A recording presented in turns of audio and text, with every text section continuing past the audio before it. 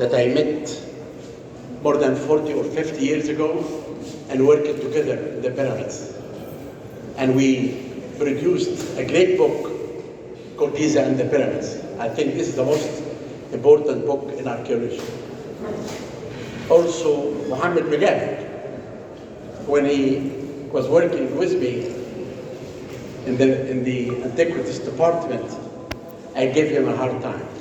But I told him, I'm giving you a hard time because you are going to be good. And I'm really glad that Mohammed is teaching now at Czech University in Prague, and he's excavating also in Saqqara. Salima Ikram, she could not be with us tonight, but she also participated in working in these volumes. And I really thank her for all this work. But also, the most important work is done by Janice Cameron. Janice is a curator now at the Metropolitan Museum in New York. I met her in 1980 at the University of Pennsylvania, and I made her to love archaeology. And I brought her with her husband and her son to work for me here for 7 years. She did a lot for Egypt and for archaeology.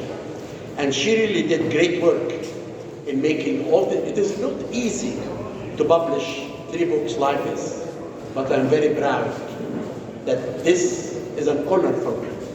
I feel honored really that all these people from all over the world to come and write these articles in my honor.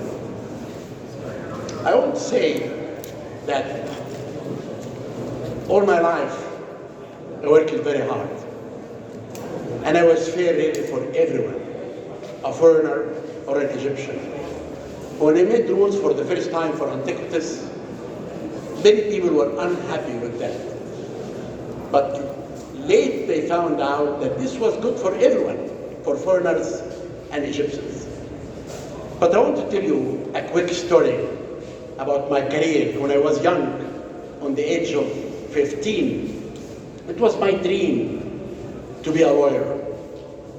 But when I went to Faculty of Law in Alexandria University, and I began to read about law, I could not stand it. I said, no way that I could be a lawyer. Then I came to the Antiquities department. The building was behind Cairo Museum in 1968. I looked at the people around me. I did not like them. And I said, am I going to be like these people 30 or 40 years ago? No way. I'm not going to say why. But one example, there was someone signing for another one who was absent. And he took his name. I said, Mr. Fathi, what are you doing? He said, I'm taking this one day, I can give him a hard time. And this is what I said, I cannot work in the Antiquities. And I began to search to be a diplomat, to go to tourism. I failed, I could not do it. I came back to archaeology. In the Antiquities department, Gamal Mukhtar, the great late Gamal Mukhtar, met me on the stairs and he said, I signed a decree for you to go to do excavations in the Delta and you are not there. If you do not go tomorrow, we are going to take 15 days off of your salary. I was very upset to leave Cairo and go in the desert, but I had to go. And I did not really know what's archaeology and anything like that. But one day I was sitting in the tent, and the head of the workmen, I remember his name is Rais Damtour, he called me. He said, come, we found a tomb. And I began to sit beside him, and he began to teach me how to excavate. In the middle of the tomb, I found a statue. That statue is in the Cairo Museum now, in the basement of Cairo Museum. It's for Aphrodite, the goddess of beauty and love. And when I began to clean the statue, I said inside me something, I found my love, archaeology. And that is passion. When I go to any place in the world, I go to the States every August to meet 150 young Americans graduated from high school, the best in the country. And they bring for them 30 famous Americans to tell them how they succeeded in their life. I'm the only foreigner with them. And we live 5 days with the kids.